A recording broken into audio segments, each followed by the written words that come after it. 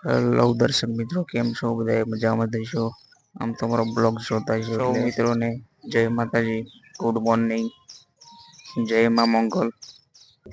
આજે માતાજી નો વાર છે, મંગળવાર થઈ ગયો છે. તો મિત્રો અત્યારે એઆઈ નો યુગ ચાલે છે અને આજે મેં નવી ચેનલ બનાવી અને આજે મારો બીજો દિવસ છે. મને એમ થયું કે આજે હું નેક્સ્ટ વિડીયો બનાવું, નવી શરૂઆત કરું સવારની. મિત્રો મેં યુટ્યુબ શરૂ કરતા મેં ઘણી બધી પોલિસી સમજી છે અને હવેથી આપણે એઆઈના યુગથી ચાલવાનું છે. અત્યારના યુગમાં તો આપણે ક્રિએટર બનવું સહેલું પણ નથી, અઘરું થઈ ગયું છે અને જેના ખબર છે તે પોલિસીને જાણતા જ હશે. વિડીયો બનાવવામાં શું ધ્યાન રાખવું પડે અને ટાઇટલ, ડિસ્ક્રિપ્શન છે, ટેક્સ છે, એ બધું એની પર ડિપેન્ડ કરે છે. વિડીયો બનાવ્યો અને અપલોડ કરી દીધો એમ નથી અત્યારે હાલતું. એમાં સમજવું પડે છે, બહુ જ અઘરું થઈ ગયું છે અત્યારે.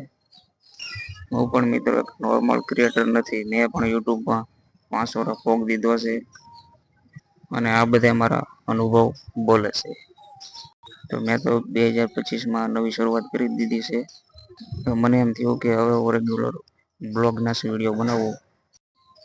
આપણે યુટ્યુબની ગાઈડલાઈન પોલિસીને ફોલો કરીને આપણે આગળ નીકળવાનું છે 1 વર્ષમાં. અને યુટ્યુબ મારી વાત સમજે તો ઠીક છે, અગર આગળ તો મિત્રો યુટ્યુબમાં 1 વર્ષ શબ્દ કામ કરતા કરતા આપણને પ્લે સિલ્વર બટન મળતું હોય છે.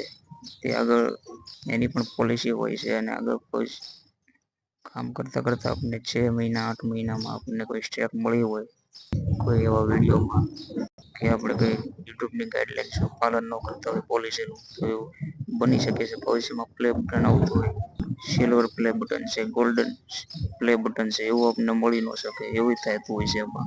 તો આપણે એનું ધ્યાન રાખીને આપણે એઆઈના યુગમાં ચાલવાનું છે અને પછી આપણે વિડીયોની શરૂઆત કરતા હોઈએ છીએ.